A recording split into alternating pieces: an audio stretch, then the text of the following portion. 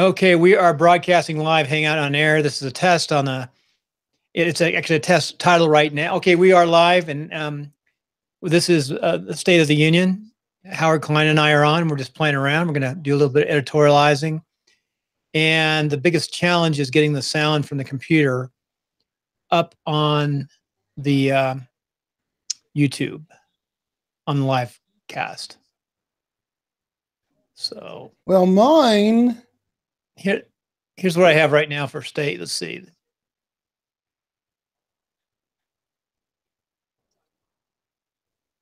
So the White House hasn't come on yet. It's No. live.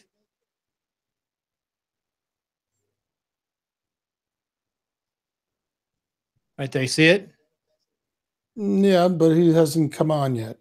No, but he's walking down, though. I know that. Yeah, I'm assuming so. See, I just have a static screen on C-SPAN, and I did have. You still there? Yeah, can you hear me? Yeah, I was playing around with this little. There's something new here. It's kind of neat. You can see in the corner.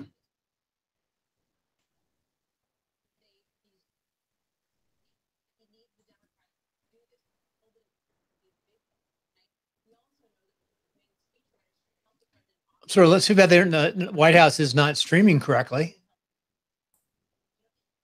Oh, it's the FBI.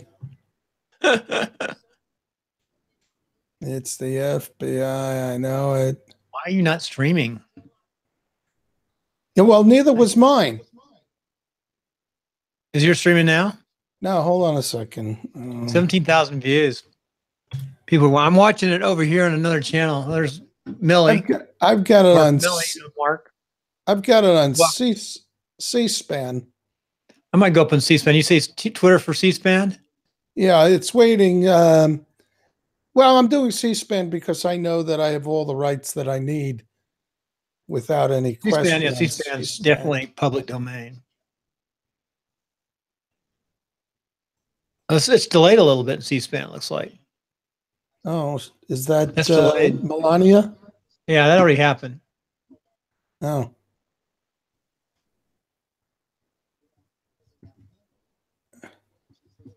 Oh, there he is.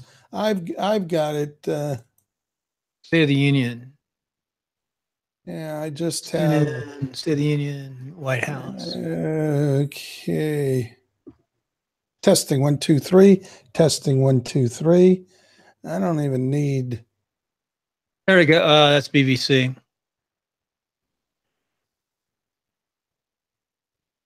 Testing 1, 2, 3. White House. So I don't even think. I think the White House is having. Oh, there it is. White House is up. Okay, we're up. Okay, I'm not White House. We're good. On my yeah. On my see it? Yeah, I've got there it. We are. Well, I'm not even looking at yours. I'm recording it separately. Okay. On another, well, on the same screen, but another portion of the screen. So I can knock that one out. Turn the sound up, see if we can get it here. So the president is walking in. What do you think? Everyone looks happy. It's 9 o'clock on the East Coast. Well, they're only showing the happy people. Everyone's up, police clapping. Yeah, Ruth Bader Ginsburg is not showing up. I know that if I were a congressman, despite my negative feelings about Mr. Trump, well, I just lost you. You're going to get it back. You're going to lose me. Okay. Despite my feelings about President Trump, I would still go there. I wouldn't boycott it. Oh, absolutely. So from the left, we got Howard, and from the right, we got Bill. He's doing better. He's had a better few days. He's had a better couple of weeks, actually. Right. If he can keep himself from stepping in it, who knows? He's got some good people around him. Kelly. He does. I like his generals. Yeah, he's got good generals around him. Yeah, no, he's got. I like Kelly. I like Mattis. They are. So everyone's going nuts. So what did you think about the other activities going on for? Well, here we go. Well, we could probably talk about that over this weekend. Can you hear him? Yeah, I can hear him. I've got him going on another. Okay. I got you on one ear, and you can't hear through our side though. Yeah. We'll fix that. I know how to get that going. Speak on behalf of the American people and to address their concerns, their hopes, and their dreams. That night, our new administration had already taken very swift action. A new tide of optimism was already sweeping across our land. Each day since, we have gone forward with a clear vision and a righteous mission to make America great again for all Americans. Sounds like a pretty positive from both sides of the aisle. Yeah, actually, my recording is the Democrats aren't standing up, though. I think those are Republicans on the left. I would guess so.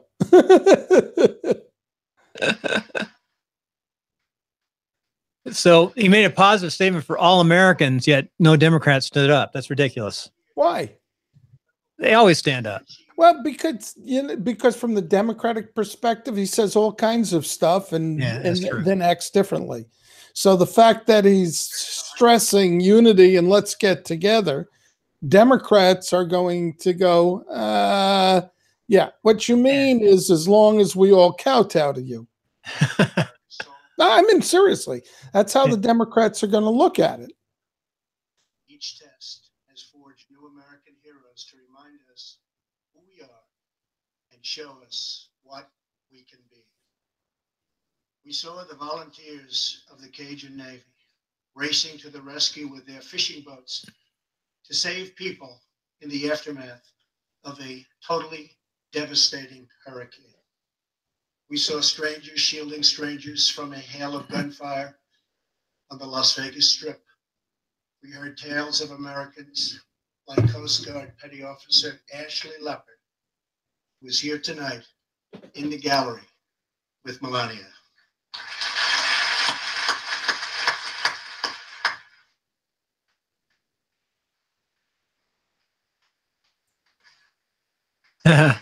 Well, yeah, that's nice.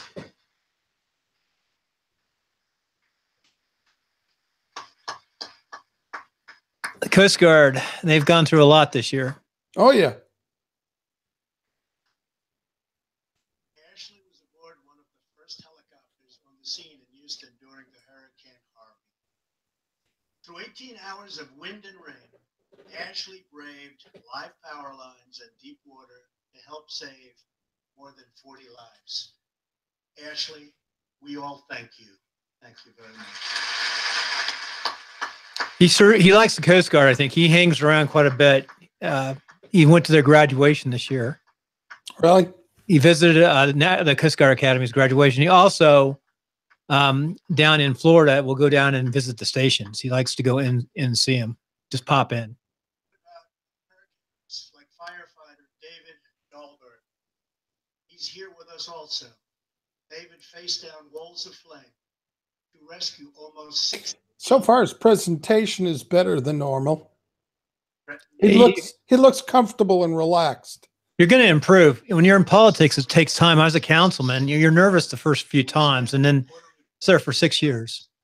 Well, again, this would be from a Democratic perspective, but he's just, when he's reading, he's generally very stiff and looks uncomfortable. He looks comfortable right now. Yeah, he'll get better though. As long as he's in, you just get better and better at politics as it evolves. Speaking. Yeah, you have to practice that. Wonder who the first president was that started the process of inviting people and then introduce them. Reagan did it real well, I know. I don't know. It'd be interesting to look that up. First I remember was President Reagan.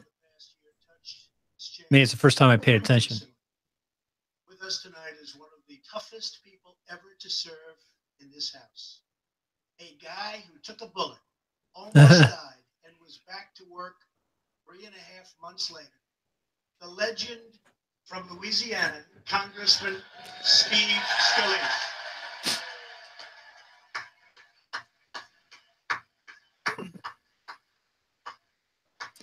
He's lucky to be alive. Yeah. He's got everyone standing up now. Yeah, you're a little bit, your video is a little bit behind mine. It's behind. I'm in the, I got the White House. Well, but still, I'm seeing yours through you. So there's got to be a delay. Couple seconds, and I don't think we're hearing it either. There's a way I can loop it in. I've got. Well, I'm hearing all of mine, so we'll have that. Yeah. Actually, you may be ahead of me. Come to think of it. Yeah, we could you can combine the two. You can take your recording and mine. Yeah, and sync the sound. That's easy. Yeah, you can do that. I wonder how long it's going to last. Hopefully, no more than an hour. Oh, my computer disk is full. Oh no, that can't happen. Yeah, that's. I have this computer that's got the. I'm going to try something. I'm going to do SD drive, and they've got so much of the operating system on the SD drive, and I try to put everything else on the hard drive. I'm about to do something that's amazing. I'm actually going to record this. Let me see. I'm going to record this on ScreenFlow.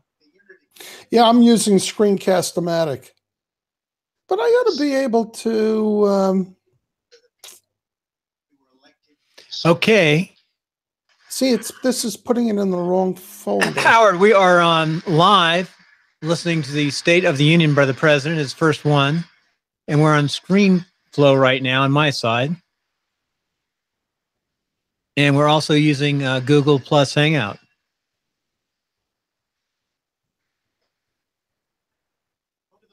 Oh, the problem is it's frozen now. It's not moving. Interesting. See, my problem here is that this is going to the. Yeah, this has got to go to another hard drive, and I don't know how to.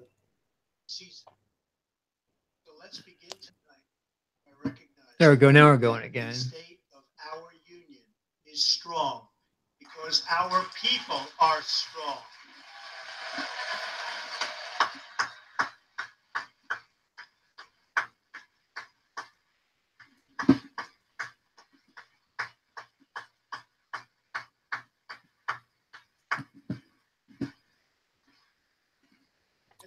Oh, obviously he didn't write this. No president ever writes a home. It is not him. That does not sound like him. Okay. So what do you think of the new jobs? The new jobs. 2.4 million new jobs. I am someone who reserves judgment. All in Reno. Yeah. Howard is coming from Orange County, Irvine. I'm in Reno, Nevada. Yeah, it doesn't look like I'm going to be able to. I've got it recorded, and it's working with ScreenFlow right now. Yeah. Well, that's good. Then you'll just make it. Why can't I? So let's talk. We can talk now. They'll pick up your sound on ScreenFlow. Yeah, I can hear him anyhow. So this is going to work fine. So this is. I'm sure that we can get a recording anyhow.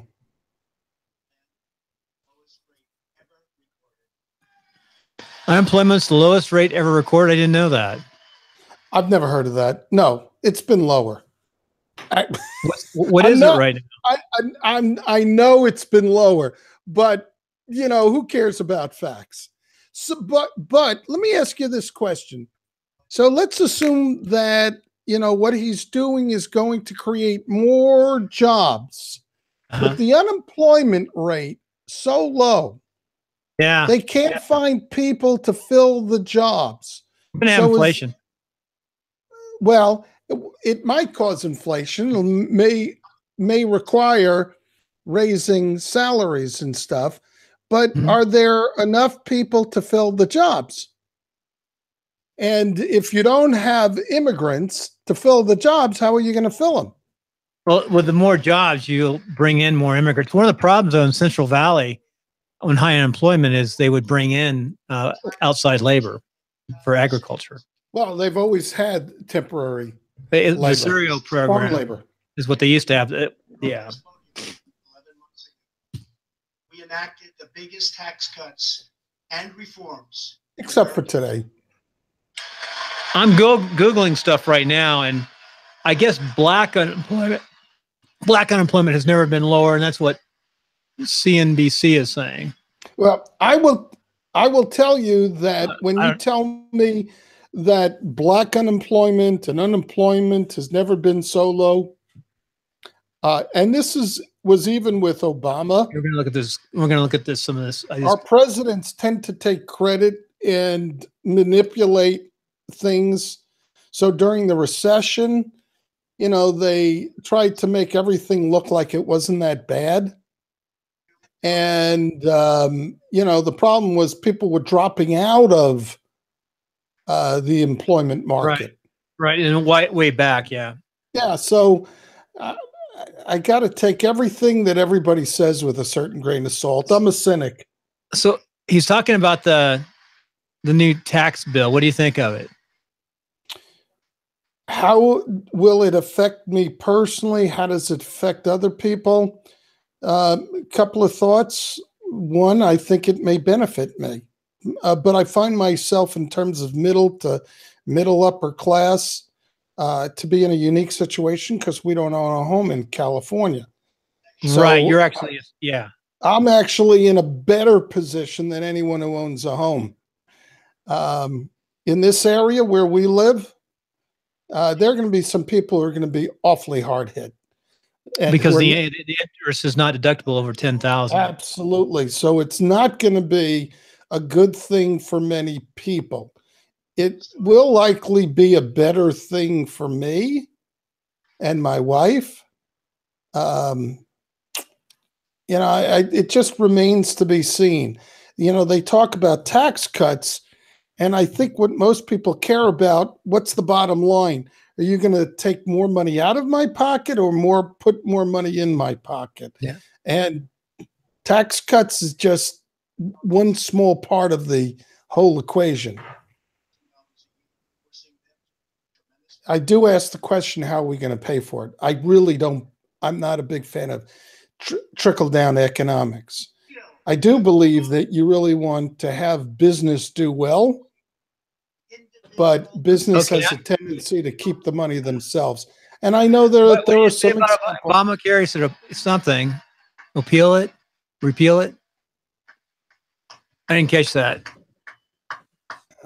There's one guy clapping close to the mic.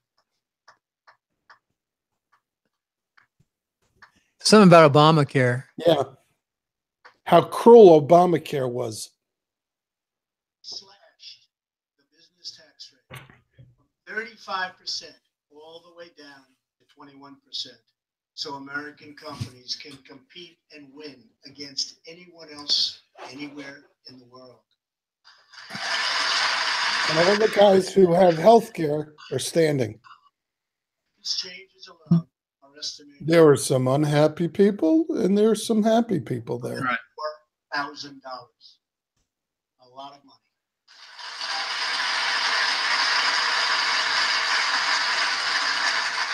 Small businesses have also received a massive tax cut and can now deduct 20% of their business income.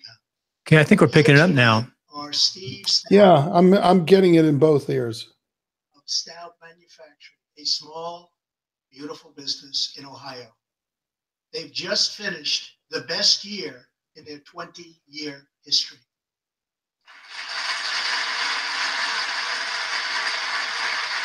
The people are in the aisles. See that sitting in the aisles? Yeah.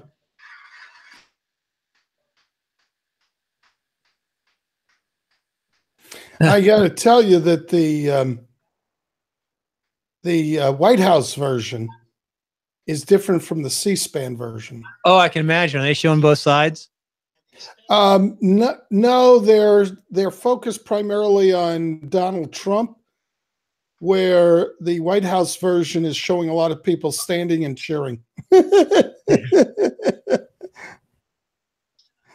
he's complained. Oh, mainstream media has got to show how much the crowd loves me. So the White House version does that. Where he trained to become a welder. Like many hardworking Americans, Corey plans to invest his tax cut raise into his new home and his 2 daughters' education. Corey, please stand. This is good. I think I figured out how to record it using ScreenFlow. Really interesting.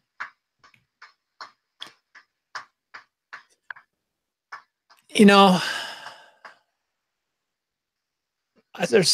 was young, when I was a young officer, I actually enjoyed watching State of the Union. And he's a great welder. Never have. All the presidents, for the most part, pat themselves on the back, saying, "Hey, look, everything is great." Right. You don't want to say, unless there is like war. But even then, saying we're winning, when it comes to the State of the Union, I'm more interested in the signals that they send on a going forward basis. So the fact that he's applauding himself doesn't concern me or excite me or in either direction.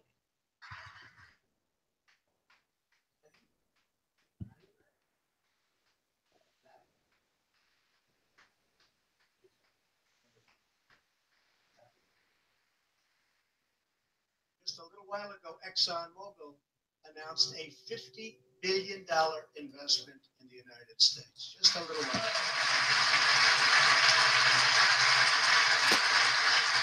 It said headlines, FBI and Justice Department brace for possible release of secret memo. There has never been a better time to start. New York, that was a New York Times headline, front page, I think. Yeah,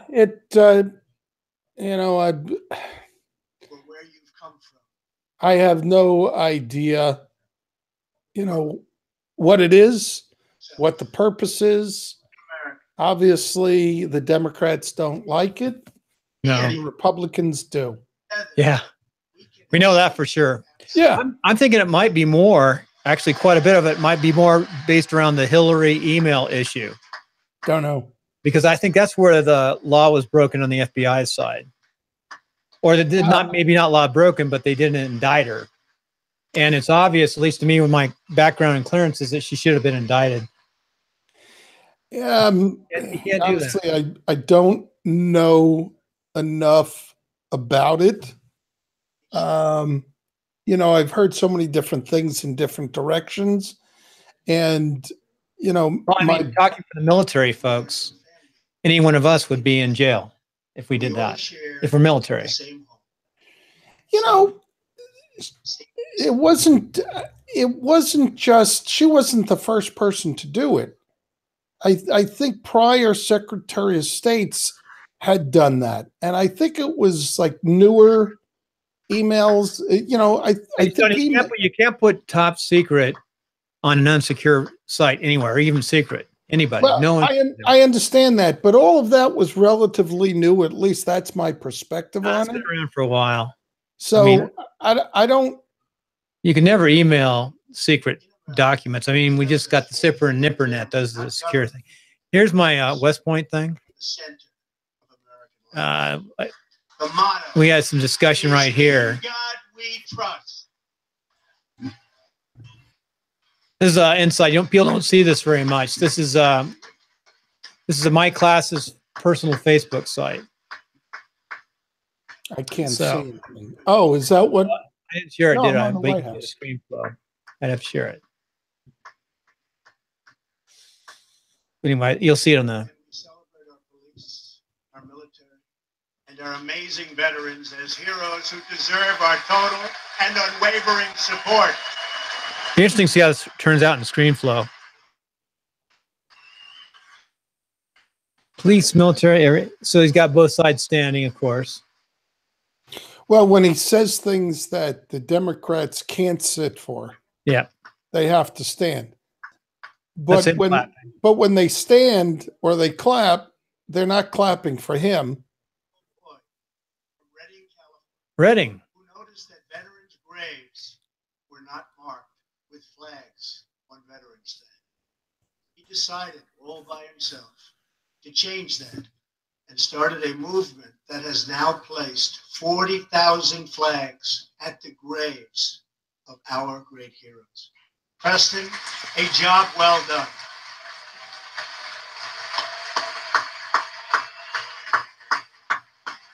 The wreaths are really interesting. Is the wreaths across America, Christmas. That's the president clapping. That sound you hear? That's him. Yeah. I think the big thing is not this speech. It's going to be the release of the memo. Yeah. Well, it depends upon what he says. Yeah, So far, from my perspective, this is the best that he's ever spoken. I agree. He's smoother now in his presentation. Yeah.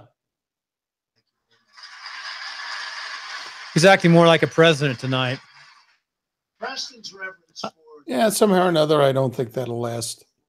salute our flag, why we put our hands on our hearts for the Pledge of Allegiance, and why we proudly stand for the national anthem.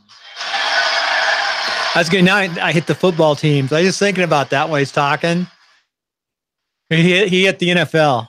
Why we stand for national anthem.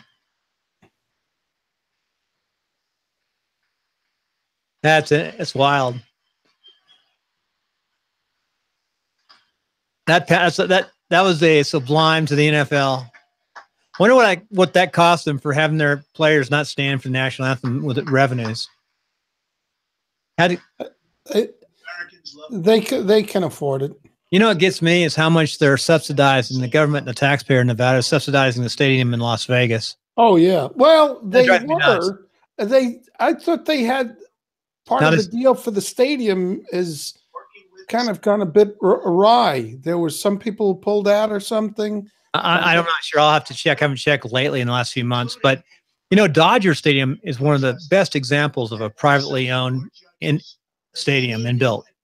It's done really well. It's been there for what, 6 years? They did it without taxpayer dollars, though. They should have just stuck with that system. Well, I think years ago, that's the way they did it. They didn't, you know, that long ago, they didn't do it then. I think the Big A in Anaheim was subsidized, pretty sure. I think the city owns the parking. I don't know. Taken historic actions to protect religious liberty. A lot of clapping and standing up in this one, up and down. You see, in the White House version, it shows the audience standing up. We should put both versions up. I guarantee you he gave instructions that they do that. I don't have a problem with it, but I guarantee you he gave instructions. He said, you better do that or you're fired. Well, maybe he has a press secretary. That's the press secretary's job to make sure it's executed, or somebody. Now, maybe not the press secretary herself, but they have a video social media type person. Well, if they can control it, see, he can't, he tries, he can't control the media. So but he can control this feed. So you would think, I mean, if I were president, I would say, make sure you show people standing and applauding me. Yeah. Don't get me wrong. That doesn't mean that I like him or support him. I just think that that's what I would do. We'll have to try. What are you watching right now? I'm watching predominantly C-SPAN. Okay. And C-SPAN is actually a little bit behind the White House version. It's going to be kind of like the memo. It's about a week behind. I bet it gets released on either tomorrow or the next day. Well, the Republican memo will be released tomorrow, and the Democrat memo is going to be released, like a week later. Yeah, I wish they just released them both at the same time so they could just mull it back and forth. I think that, if you're going to release one and then nobody's going to know what the underlying facts are. Yeah. It's going to be predominantly conclusions without any evidence. And so if you're going to have one side do it, you might as well do the other side do it. I think if I were Trump, it'd be interesting to see what the politics are behind this when it happens. But I release them both at the same time. I would have. Well, I'm a different person. Even if I didn't like it, I would. Actually, I would seriously consider not releasing them. It depends upon what it says. Yeah, it'll be interesting to see what happens. I think that, again, I think they're going to go after Hillary still. I think the FBI, that's where they made their major mistakes, is on the Hillary issue with the server. You know, if they could, but I think politically it's a terrible move. When Biden did not, well, it's a law, it's equal justice. When Biden did not run for office, I said, they're going to clear the way for Hillary on this. And everyone who has a security clearance knows you can't do that. What did he say? I just missed that. I don't know. Well, I'll hear it in a second since my version is a little bit behind. You said something. I've got the clapping. That's kind of niche. You can hear it afterward.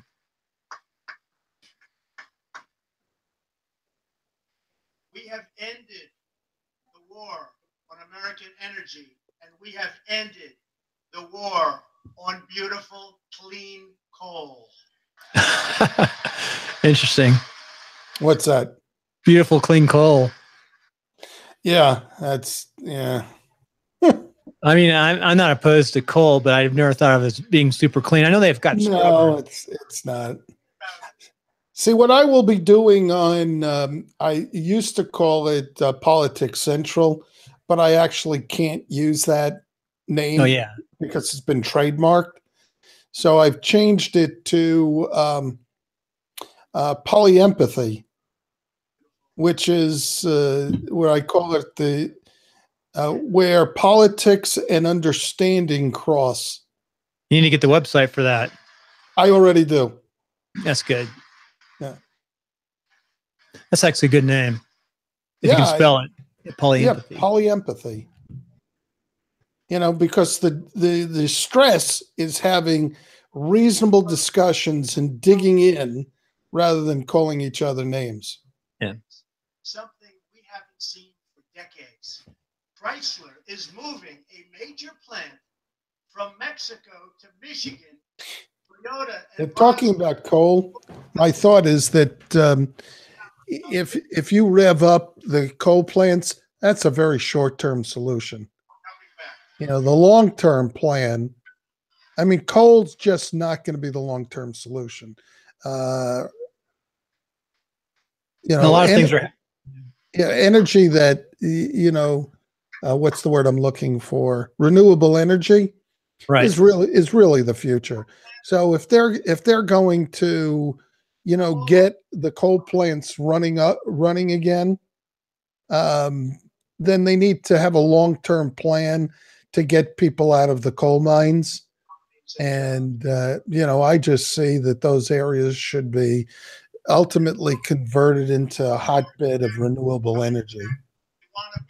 You know, get the people out of the coal mines. Yeah. Talking about the businesses coming back to the United States. One thing, for the most part, he seems like he's kept most of his promises, what he said during his campaign. He's exciting progress. I'm reserving judgment. I don't like him. I mean, instinctively, I can't trust anybody who spends most of his time patting himself on the back. I mean, you know, you got to look past that though and see what he's doing though. I'm willing, you know, to see, you know, but there are policies that, excuse me, there are policies that are, to me, very short-sighted. But we'll see. I'm not inclined to just, you know, I'm okay calling him an asshole, but I'm not sure that I'm right and he's wrong. I'm setting up an iframe right now. I want to give them a chance right here at home. It's time for Congress to give these. Watch this. I'm putting a live stream link in here. the right. You can't see this. To what, Facebook? No, I'm just putting it on the RMC site right now. I'm doing a quick post. I'm going to do a post, you guys, to get to see what it looks like behind the scenes when we put in a post. This is live. Oh, gosh. So all of the your Republican cohorts are going to be listening to me? Well, they're having a they're probably not there because they are over at the let's see if this works here. They are over at a restaurant, a big restaurant all together, having their little viewing. They should. So I just put it up. I want to see what it looks like here. I just put a iframe up. Far less than what cool. So folks, we got this going right now. See how it looks. Should be live streamed. I thought they had part of the deal for the stadium is they should. Oh, I can hear myself. Put it up and see what it looks like. Oh, it's going good. So we are live streaming right now. So folks, we got this going right now. So this is the my Republican friends are going to hear everything. So Howard is on the left. I'm on the right. I would say, in all fairness, I'm probably middle to left. I'm very socially liberal. Financially, I'm more conservative. Fiscally conservative, socially liberal. That's what it's called. Yeah. I wouldn't say that I'm very conservative fiscally, but perhaps more so I'm certainly not progressive in the Bernie Sanders version. Fiscally conservative, socially liberal. Yeah. So that's cool. I'm watching it right now. It's kind of neat. Very conservative fiscally, but perhaps more so I'm certainly not progressive in the. So that's what it looks like, right? You can't see it. No, I can't see it. And negotiate new ones, and they'll be watch this. Ones, but they'll be fair. And we will protect American workers and American intellectual property through strong. There you go. That's your business, intellectual property. Your new business through podcasting. As we rebuild our industry. So you see, I'll show you what it looks like. The Republican site. I didn't see it. You'll see it live. You see it up here in a second. So it is live right now. I turn off the sound on it. Right there. If I play it. So it is live. I'm going to turn off the sound. And you can hear the secondary sound. The Empire State Building in just 1 year. So if I open that, you can actually hear a double feed. Right there. If I play it, see it? Yep. So that's what it looks like there. I can flip. That's the Republican Men's Club site, live right now, streaming on their website. This is what the site looks like. They have their reservations for their dinner. This is the last RMC luncheon. I hear a dog. Yeah, unfortunately, one of our dogs is pretty sick. I'm sorry to hear that. Yeah, he's been having problems, and it's been like having a newborn baby.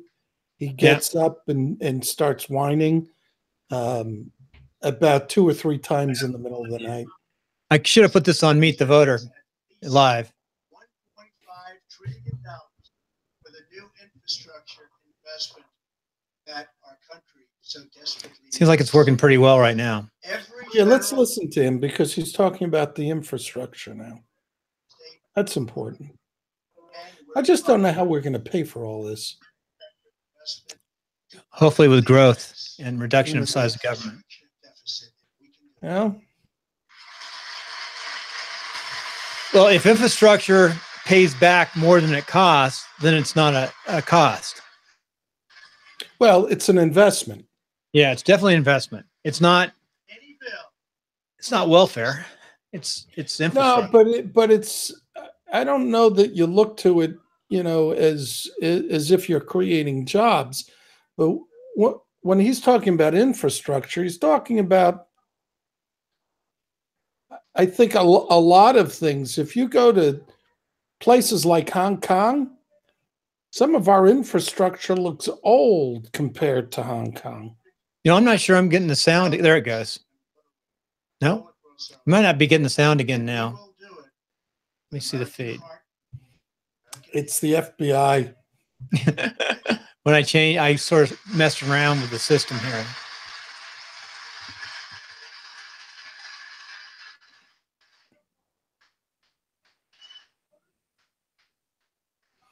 So I got to tell you, this has really got to be bothering the Democrats because he's sounding better than I think he's ever sounded. That's interesting. This land that we all love so much.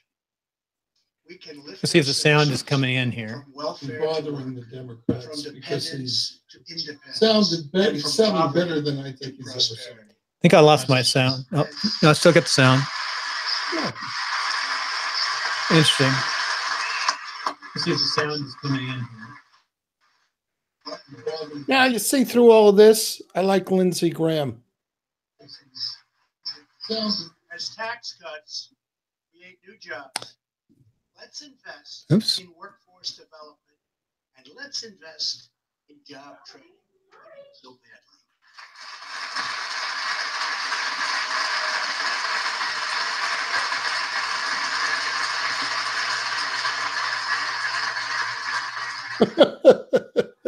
Bernie doesn't look happy. Vocational schools, so our future workers can learn a craft and realize their full potential. I think I'm maxing out the screen right now. What let's support working families by do you have an integrated video or do you have a Oh, I don't have integrated. I was trying ScreenFlow. I've got a lot of stuff open right now. No, what I mean is your video card. Yeah, it's integrated. It's not in the iMac. Yeah.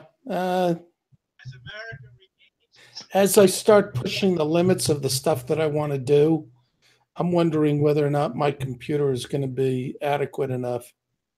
To help former inmates who have served their time. Well, bummer. It's not. Second chance at life. The sound is coming in again.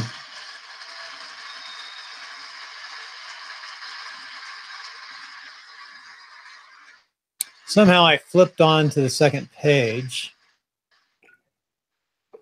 Struggling communities, especially immigrant communities, will also be helped by immigration policies that focus on the best interests of American workers and American families. For decades, open borders have allowed drugs and gangs to pour into our most vulnerable communities. They've allowed millions of low-wage workers to compete for jobs and wages. Somehow I missed the poorest America. Most tragically, they have caused the loss of many innocent lives. Here tonight are two fathers and two mothers, Evelyn Rodriguez, Freddie Cuevas, Elizabeth Alvarado, and Robert Mickens. Their two teenage daughters, Kayla Cuevas and Nisa Mickens, close friends on Long Island. But in September 2016, on the eve of Nisa's 16th birthday, such a happy time it should have been, neither of them came home. These two precious girls were brutally murdered while walking together in their hometown. 6 members of the savage MS-13 gang have been charged with Kayla and Nisa's murders. Many of these gang members took advantage of glaring loopholes in our laws to enter the country as illegal, unaccompanied, alien minors and wound up. Up, there are you. I'm coming back here. High school. Let's change this. Evelyn, Elizabeth, Freddie, and Robert. Tonight, everyone in this chamber is praying for you. Everyone in America is grieving for you. Please stand. Thank you very much. It'll be interesting to see how this comes out. I think, again, we're using ScreenFlow to get the sound. I think it sounds okay on my other laptop here. I listened to the live stream for the Pelican Men's Club. I could have emailed it out to 400 people. Watch live with Howard and Bill. Meet the voter. There'll be other opportunities. This is just a test. If this works. Yeah. I mean, when you do it like this, you really just as soon not have a lot of people on there. Oh yeah. But you could live stream it off from. They can just come up to the websites and watch it.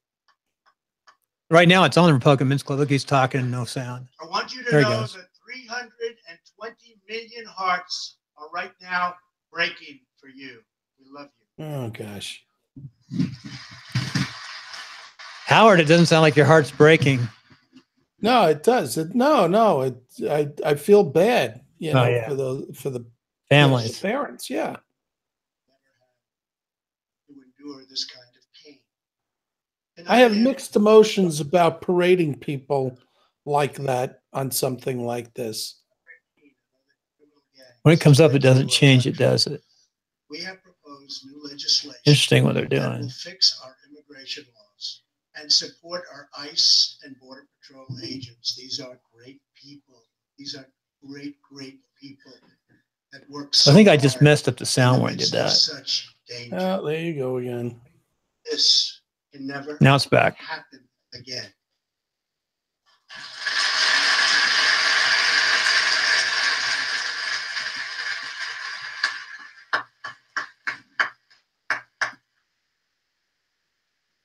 Probably could have gone into YouTube and got this too.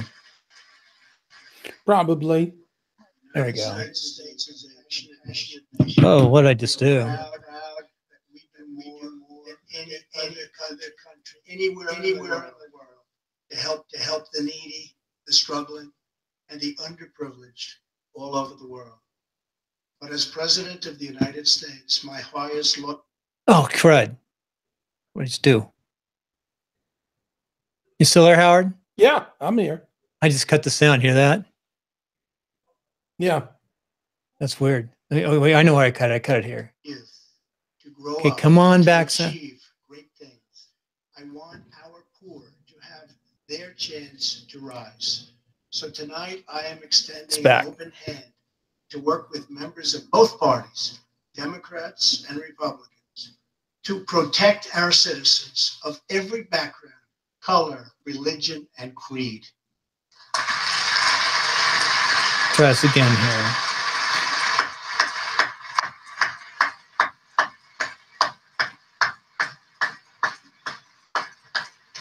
What's that look like right now for you?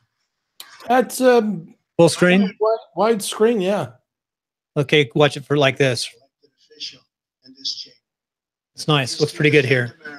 It's not bad. But again, I'm getting the feed through you, so it's Oh, that's good. You can hear. I'm going to go down and get my laptop. Let you fill me in here.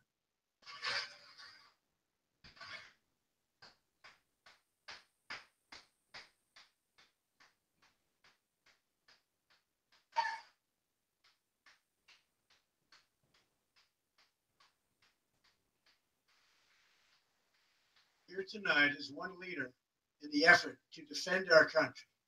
Homeland Security Investigation Special Agent Celestino Martinez. He goes by DJ and CJ. He said, call me either one.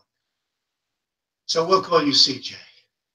Served 15 years in the Air Force before becoming an ICE agent and spending the last 15 years fighting gang violence and getting dangerous criminals off of our streets. Tough job. At one point, MS-13 leaders ordered CJ's murder, and they wanted it to happen quickly. But he did not cave to threats or to fear. Last May, he commanded an operation to track down gang members on Long Island. His team has arrested nearly 400, including more than 220 MS-13 gang members. And I have to tell you, what the Border Patrol and ICE have done, we have sent thousands and thousands and thousands of MS-13 horrible people out of this country or into our prisons. So I just want to congratulate you, CJ. You're a brave guy. Thank you very much.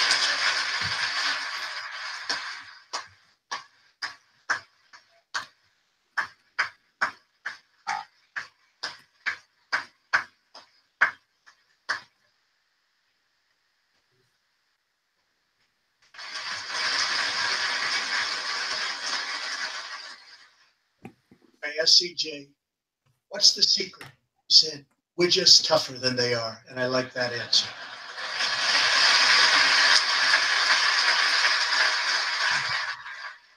Now let's get Congress to stand you and all of the people in this. It's kind of neat. I'm watching it live right now. To do it. We have no choice. As am I. I'm watching it on my laptop with the RMC site.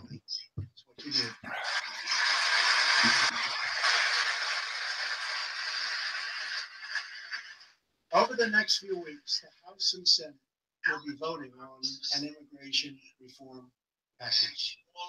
In recent months, my administration has met extensively with both Democrats and Republicans to craft a bipartisan approach to immigration reform.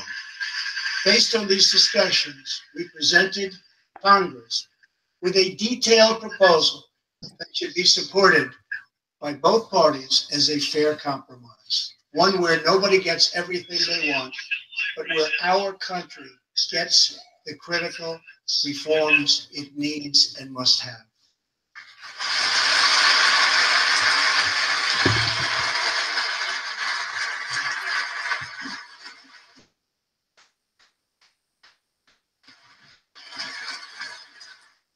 Here are the 4 pillars of our plan. The first pillar of our framework generously offers a path to citizenship for 1.8 million illegal immigrants who were brought here by their parents at a young age. That covers almost 3 times more people than the previous administration covered.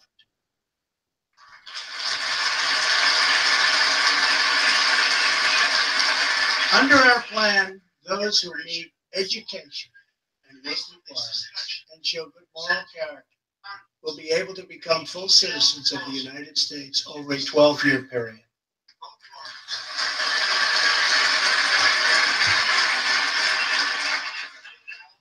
The second pillar fully secures the border.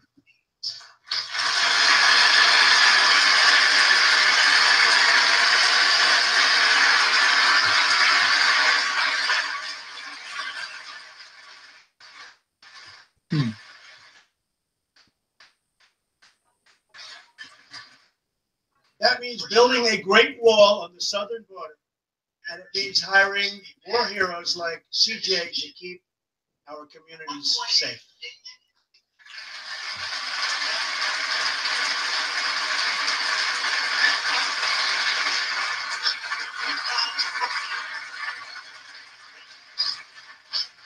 Crucially, our plan closes the terrible loopholes exploited by criminals and terrorists throughout our country, and it finally ends the horrible and dangerous practice of the Democrats are in a weak bargaining position. Interesting.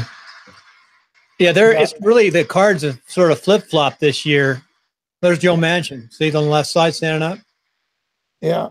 The Democrats on these issues are in a very difficult bargaining position. Kelly. And if I were, this falls right into his wheelhouse. It just, you would expect that he would know how to push leverage. And I think he's got all the leverage here. They're not smiling at the Democrats right now. They're saying, oh, no, they're in a very difficult position. They want to get the Dreamers in, but I don't think the Democrats, I think for the most part, don't care about the wall.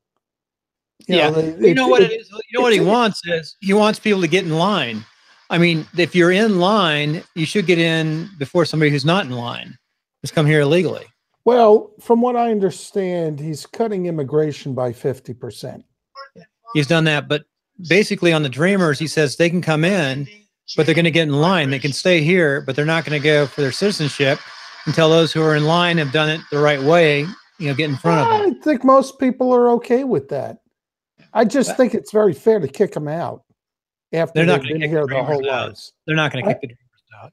Well, I would hope not. And I think the Democrats, would be, if he needs $25 billion to build that white albatross wall, I'd say, fine, here's your $25 billion. Hopefully, there'll be another administration in 4 years and you won't waste all the money on it. I don't. They could build that whole thing in 4 years, I think. Well, who knows? It's $25 billion. The only issue with spending that money is, where can the money best be spent? That's the only issue. But, if the choice was 800,000 Dreamers and you're going to spend $25 billion, I'd say take the money. Let's keep the Dreamers, take the money. But it's the other issues, which I'm not sure that I disagree with him on. I'm not sure what the right thing is, which is what my shows are going to be about, among other things, is to talk about that, try to figure out what is and is not perhaps the right thing if we can figure that out. He talks about chain migration, and you don't want great aunts and great uncles all of a sudden riding in on the coattails of a dreamer. I don't think that is a way to judge whether or not people should be able to immigrate to the United States. On the other hand, what about the parents of the dreamers? You're going to say the dreamers can stay in, but their parents have to be kicked out? Right now, I think the plan is just the dreamers' kids. Yeah. Well, the dreamers' kids. Yeah, I have a tough time. You got a dreamer who's 10 years old, is here illegally, no question about it. Yeah, I don't think there's many dreamers here illegally. Right. Do you split up the family? That's the problem. A lot came in 2016 and 2015, I think. So they could be 10. Well, that's a very difficult decision, and I'm a big person on empathy, and it doesn't, I don't know what the answer is, but just to say, okay, I'm going to let an 8-year-old stay here, but his parents have to go back. I think most of the dreamers are older kids. Yeah. They could, anyone who if they determine up to what age you're a dreamer when you come into the United States. I don't know what the age is, but they classify them as a dreamer. You could have come in as 2 months old or maybe 12 years old. California has 220,000 dreamers, Texas 124,000, Illinois 42,000, New York 41.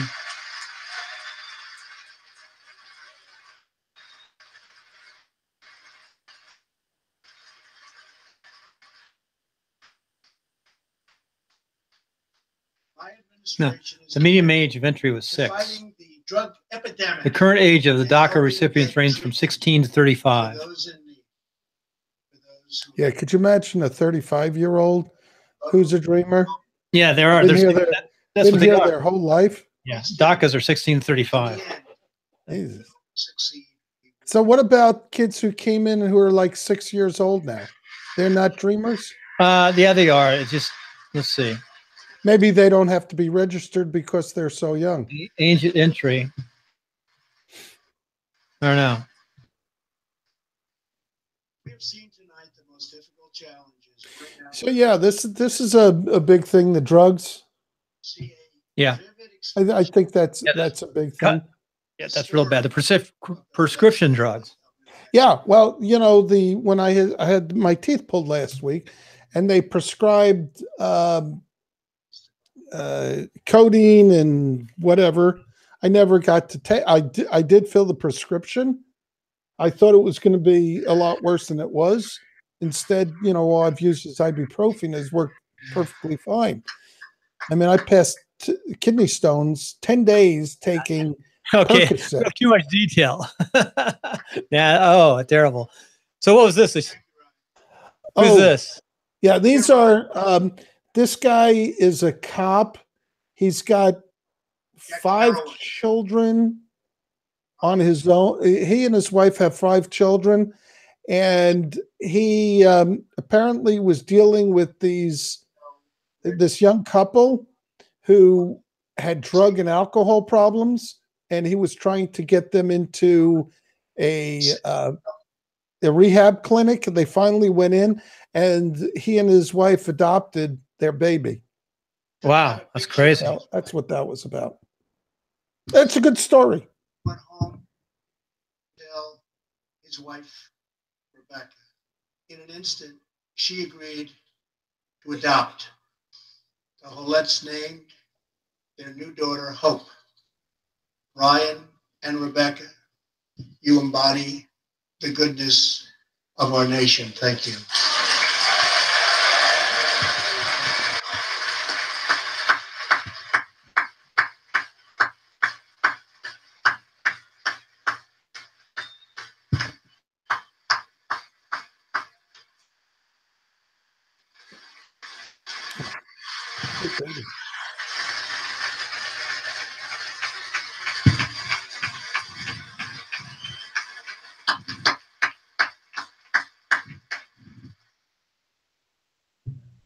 Ryan and Rebecca. As we rebuild America's strength and confidence at home, we are also restoring our strength and standing abroad. Around the world, we face rogue regimes, terrorist groups, and rivals like China and Russia that challenge our interests, our economy, and our values. In confronting these horrible dangers, we know that weakness is the surest path to conflict, and unmatched power is the surest means to our true and great defense. For this reason, I am asking Congress to end the dangerous defense sequester and fully fund our great military.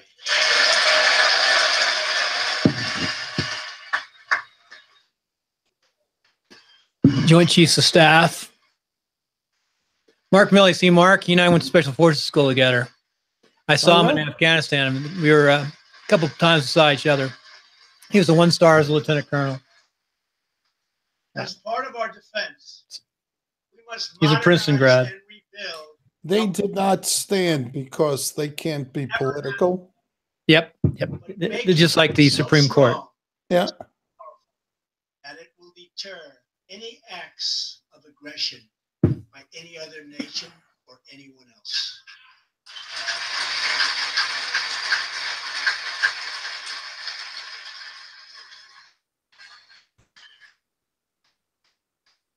As we rebuild, perhaps someday in the future there will be a magical moment where the countries of the world will get together to eliminate their nuclear weapons. Unfortunately, we are not there yet, sadly. Last year, I also pledged that we would work with our allies to extinguish ISIS from the face of the earth. 1 year later, I am proud to report that the coalition to defeat ISIS has liberated very close to 100% of the territory just recently held by these killers in Iraq and in Syria and in other locations as well.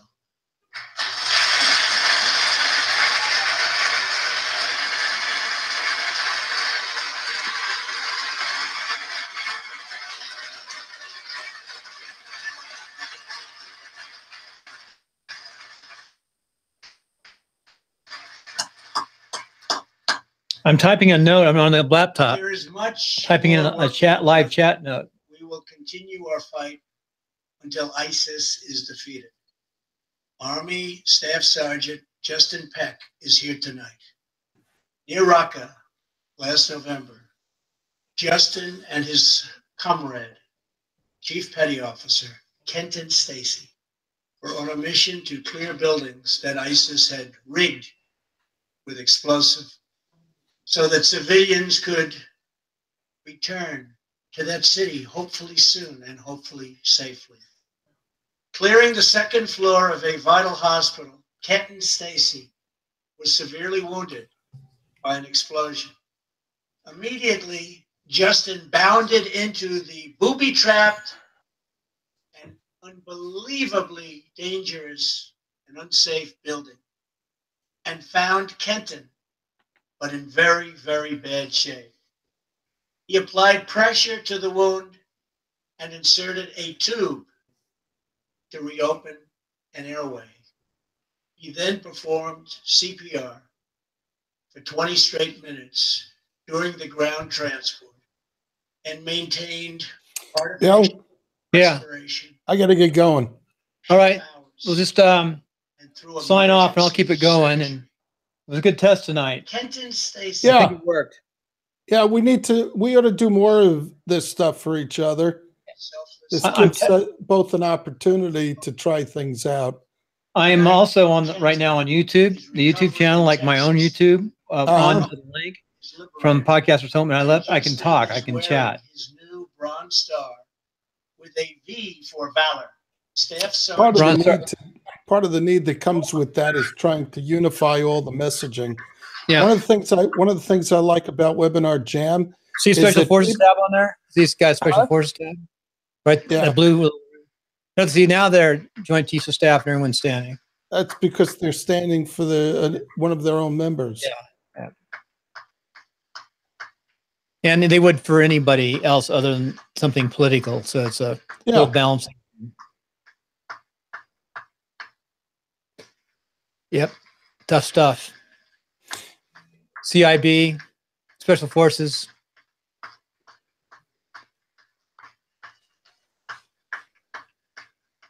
See the three little slashes? That's 18 months in combat.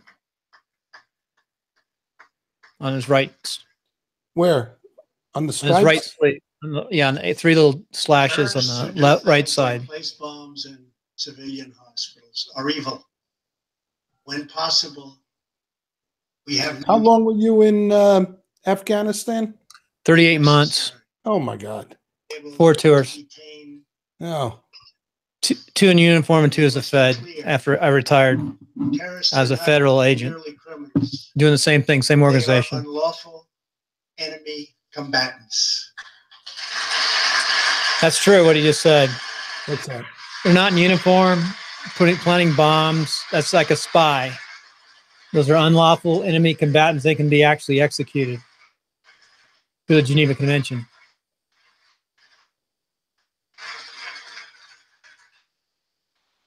And when captured overseas, they should be treated. I got to get going. All right. Let's talk next couple of days. All right. Sounds good. Thanks, Howard, for testing tonight. Bye-bye. Howard is a member of the National Association of Podcasters. He is our attorney. Thanks for coming in. The ISIS leader, al-Baghdadi. Bad man. Who we had, who we released. Bad man. So today I'm keeping another promise. I just signed, prior to walking in, an order directing Secretary Mattis, who is doing a great job. Thank you.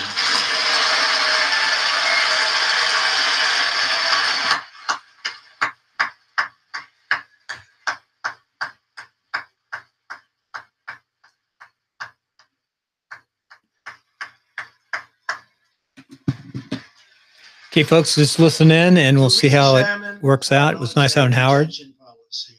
And to keep open the detention facilities in Guantanamo Bay.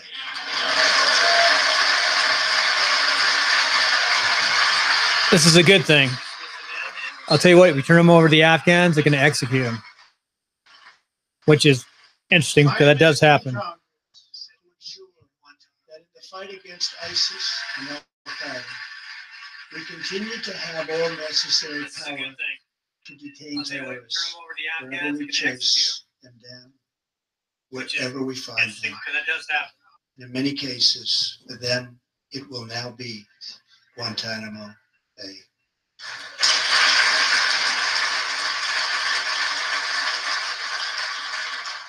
At the same time, as of a few months ago, our warriors in Afghanistan have new rules of engagement.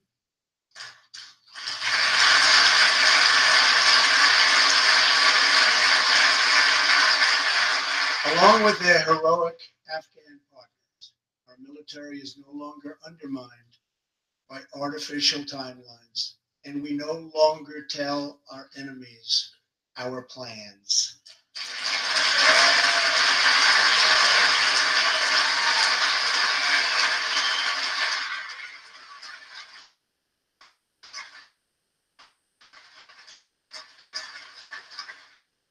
Last month, I also took an action endorsed unanimously by the U.S. Senate just months before.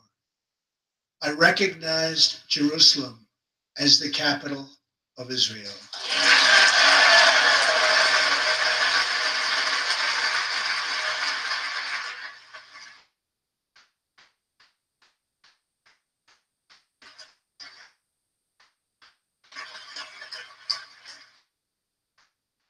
Shortly afterwards, dozens of countries voted in the United Nations General Assembly against America's sovereign right to make this decision.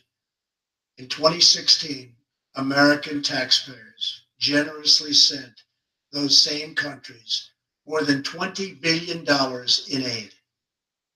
That is why tonight I am asking Congress to pass legislation to help ensure American foreign assistance dollars always serve American interests and only go to friends of America, not enemies of America.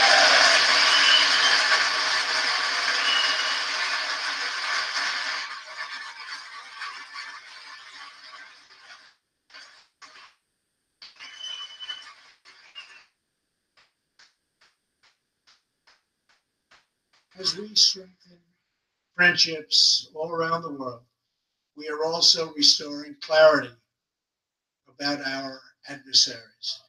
When the people of Iran rose up against the crimes of their corrupt dictatorship, I did not stay silent. America stands with the people of Iran in their courageous struggle for freedom.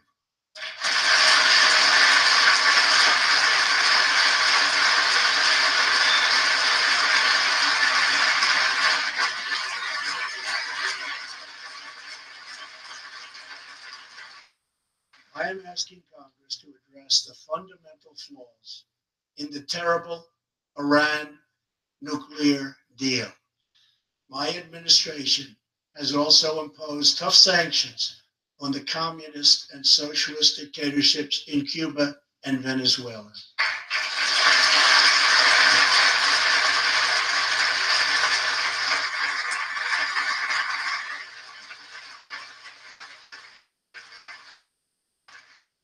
But no regime has oppressed its own citizens more totally or brutally than the cruel dictatorship in North Korea. North Korea's reckless pursuit of nuclear missiles could very soon threaten our homeland. We are waging a campaign of maximum pressure to prevent that from ever happening. Past experience has taught us that complacency and concessions only invite aggression and provocation.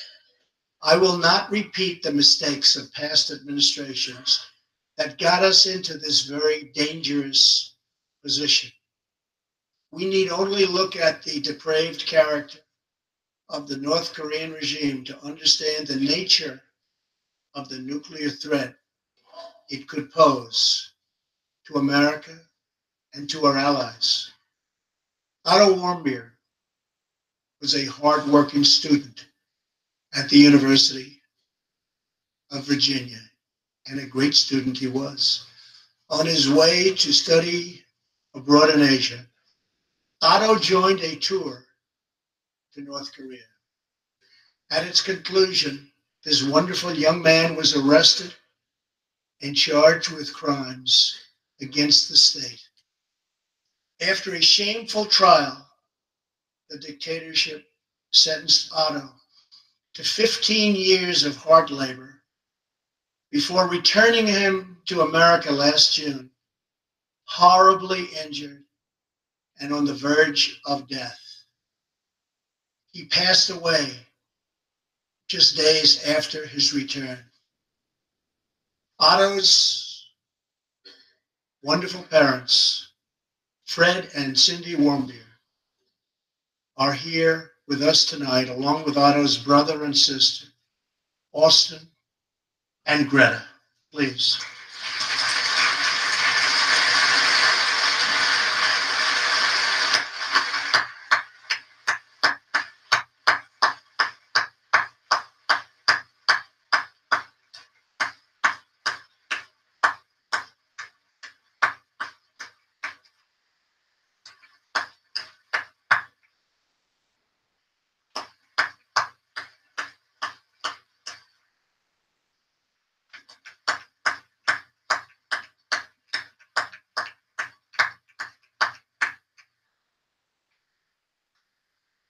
Incredible people.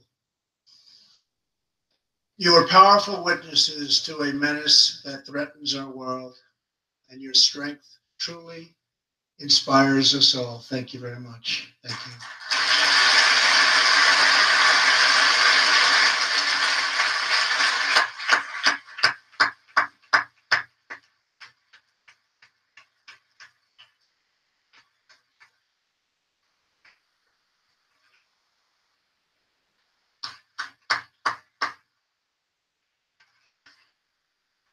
Tonight, we pledge to honor Otto's memory with total American resolve. Thank you. Finally,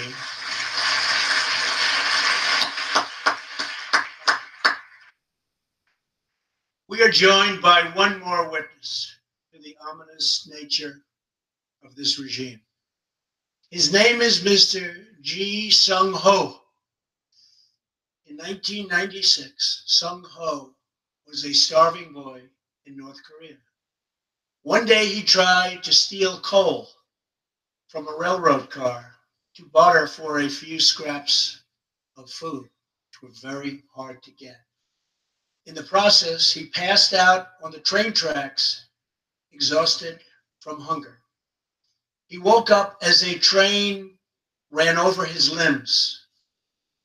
He then endured multiple amputations without anything to dull the pain or the hurt. His brother and sister gave what little food they had to help him recover and ate dirt themselves, permanently stunting their own growth. Later, he was tortured by North Korean authorities after returning from a brief visit to China. His tormentors wanted to know if he'd met any Christians. He had, and he resolved after that to be free. Sung-ho traveled thousands of miles on crutches all across China and Southeast Asia to freedom. Most of his family followed. His father was caught trying to escape and was tortured to death. Today, he lives in Seoul, where he rescues other defectors and broadcasts into North Korea what the regime fears most, the truth. Today, he has a new leg, but Sung-ho, I understand you still keep those old crutches as a reminder of how far you've come.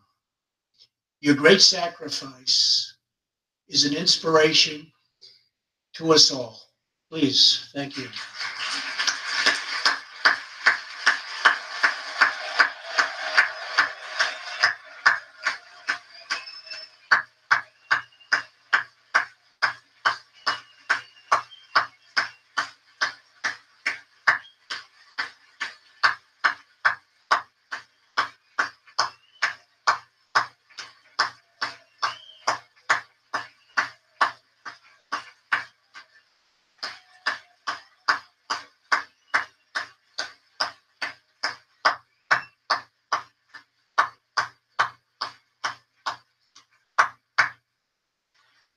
Sung Ho's story is a testament to the yearning of every human soul to live in freedom. It was that same yearning for freedom that nearly 250 years ago gave birth to a special place called America. It was a small cluster of colonies caught between a great ocean and a vast wilderness. It was home to an incredible people with a revolutionary idea that they could rule themselves, that they could chart their own destiny, and that together they could light up the entire world. That is what our country has always been about. That is what Americans have always stood for, always strived for, and always done. Atop the dome of this Capitol stands the Statue of Freedom. She stands tall and dignified among the monuments to our ancestors who fought and lived and died to protect her. Monuments to Washington and Jefferson and Lincoln and King. Memorials to the heroes of Yorktown and Saratoga. To young Americans who shed their blood on the shores of Normandy and the fields beyond, and others who went down in the waters of the Pacific and the skies all over Asia. And freedom stands tall over one more monument. This one is Capitol, this living monument. This is the monument to the American people.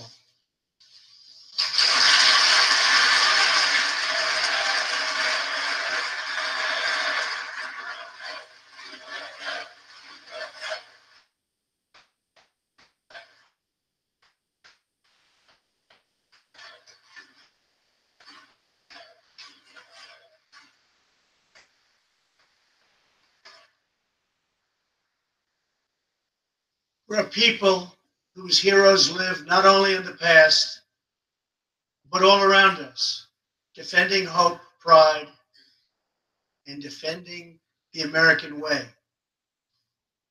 They work in every trade. They sacrifice to raise a family. They care for our children at home. They defend our flag abroad. And they are strong moms and brave kids. They are firefighters and police officers and border agents, medics and Marines. But above all else, they are Americans. And this capital, this city, this nation belongs entirely to them.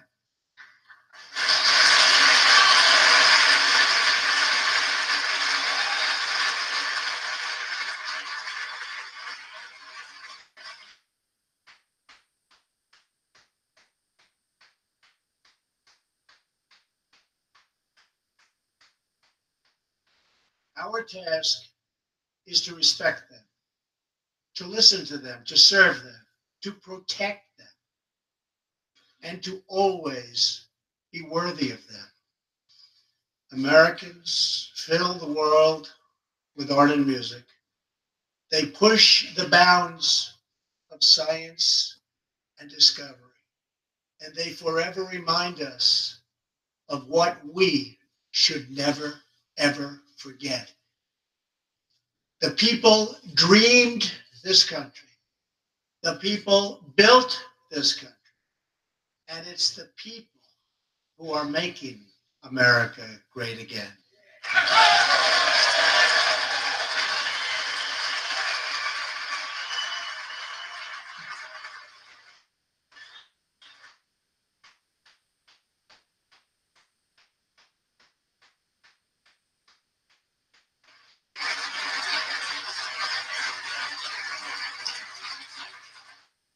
As long as we are proud of who we are and what we are fighting for, there is nothing we cannot achieve.